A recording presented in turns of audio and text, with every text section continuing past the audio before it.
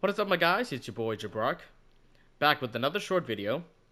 Now, I want to give you guys a little bit of a mental image of of this situation. Let's say that you're playing a city builder like City Skylines or SimCity, or a colony manager like Surviving Mars, or a business sim like Roller Coaster Tycoon. How would you generate the highest income with the highest inflow rate? I suppose the highest immigration into your city or business. Would you increase taxation? Would you increase rent? Would you increase the ticket prices? Speaking as a former enthusiast of City Skylines, I played a lot of City Skylines 1. Taxation tends to significantly hurt your revenue in the long term because people tend to move out of a city with high taxes. One of the best ways to operate your government are usually through alternative revenue services like toll roads for faster routes, charging people through there, charging people to use public facilities like parks or amphitheaters, or policies that improve business, or getting involved in your own public service industry, or really any form of policy that results in generating revenue through proper business and the exchange of value for value rather than relying on the people giving you money for effectively nothing in return. Now, unfortunately, our current tax situation tends to leave a poor taste in everybody's mouths, especially when we hear the complaint that the rich should pay their fair share. Unfortunately, this tends to mean that the average Joe shoulders the cost of those taxes through higher prices and a higher cost of living, because the people who are paying those higher taxes, especially if they're business owners, are going to increase their prices inevitably to offset that cost to sustain their income. And realistically, this all happens because the government doesn't generate its own revenue through proper industry. In a nation with across the board federal taxation, inevitably the people paying in are going to get resentful of the people that are pulling out.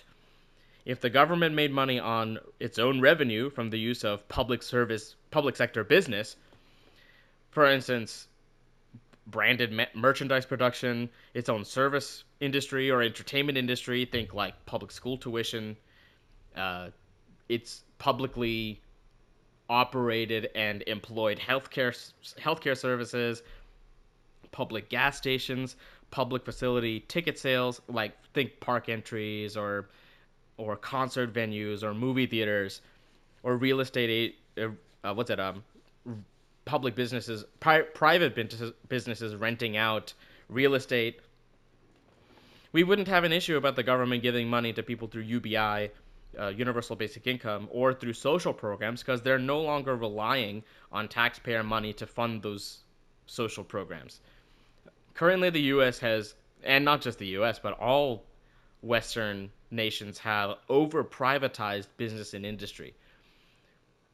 And it's not just about the government getting involved in getting revenue, but providing a service that relatively is flat rate and doesn't change in price.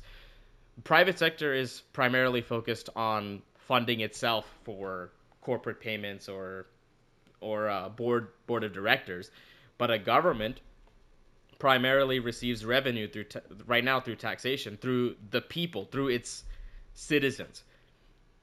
So let's say that the government had its own convenience stores or grocery stores or gas stations in that example. Now they have a flat rate company that the private sector has to compete with.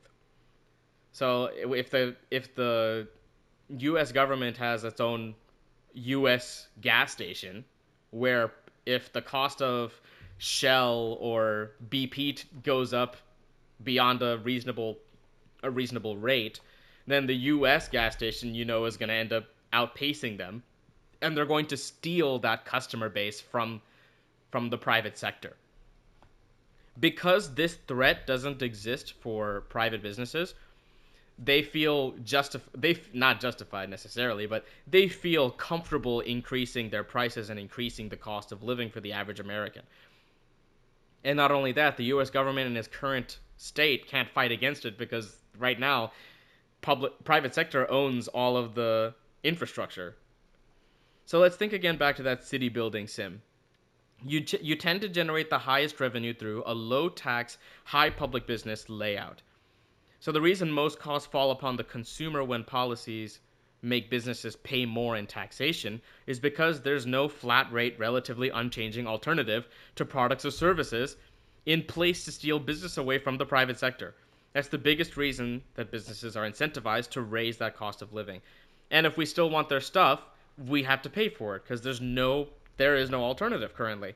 The government needs to start making its own money and stop relying on the taxpayer to fund their lifestyle, especially if they're not using that money to return benefits to the taxpayer. But either way, taxation needs to come to an effective end in its current state, because even if that taxpayer money was being returned to benefit the taxpayer, the other taxpayers who are paying more are going to get resentful of taxpayers paying less pulling out from that wealth pool. That's what we're seeing when people get angry about EBT or WIC or Social Security, or even the talks about a universal basic income. As unemployment rises in universal basic income, UBI is going to become necessary in order to generate. They already did experiments with UBI in government stimulus during COVID when nobody was working because of the pandemic. But now we have California doing a 3,000 family experiment with UBI, offering $1,000 a month for about a year to I'm pretty sure it's 3,000 families. I only vaguely read the headline of it, but I'm pretty sure they're offering UBI to $1,000 a month to 3,000 families in economic hardship in for about a year.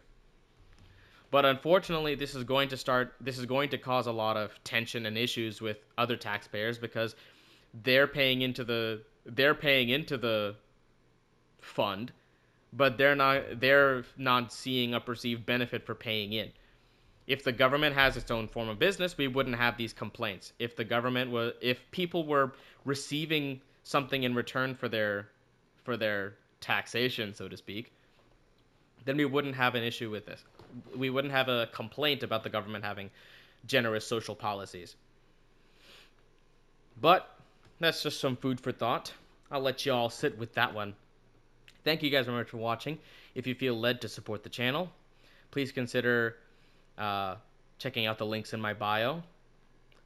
Otherwise, a simple like and subscribe always helps boost up this content in the YouTube algorithm. If you like seeing this content, please consider a like and subscribe.